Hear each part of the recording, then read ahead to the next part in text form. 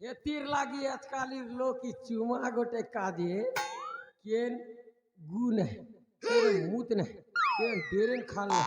কেন কাদো ওড়া না বুড়ি মোর সত কেন গুলি সুতা নেই কেন টোটা পিনবার ডোর নেই ইতি ইতি উচকি ঘর মোর উচ্চত এনতা মজা লাগছি তুমি কে জানো হে চুমা গোটে দেত কি নেত বেল হেতা দেত কে বলু ছে গো देती गो पापा की गाछ ले तो ঘন্টা हाँ जीवी गो कंता कंता करीबी जीवी हाँ हाँ धीरे धीरे आस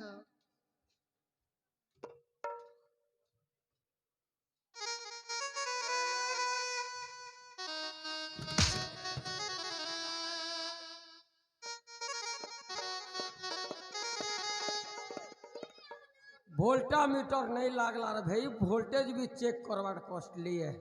घंटा वोल्टेज अच्छे छिरपट 206 खंड हाड़ আছে বলছো মোর नहीं 3 खंड ऊपर আছে মোর যে নাটিকে কোগো যে বিহায় তু বেলা ভাল লাগতা जनता लाग তোকে তোমাকে जनता লাগতি দেখি কর যে মোর জীবন তো ঘটি হউছে ए आजा मोना सुनिबा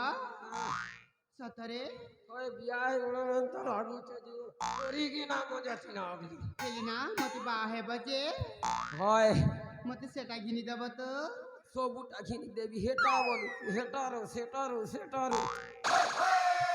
এটা লাগছি যে লোক শুনু জানো বাবুয়া বিয়া নেই হলা লোক के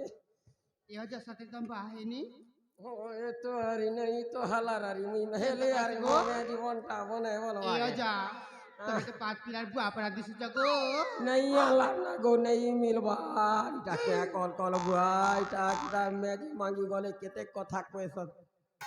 মুই বেলে ও পাসারি मैट्रिक फेल बोली को टेंशन गोटे पड़ती गो पाट लागी नहीं दावार नामके की मां अरे मो दोस्त बाहे बिकले भौणी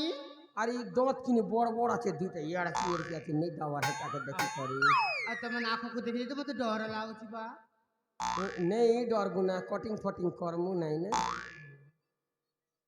ए आजा ओ मोना सुनिबा ना भी कुआरी सतरे सेटिंग हे जाना बोलू छे मोना हाँ हाँ बेला आ कर्मा गेला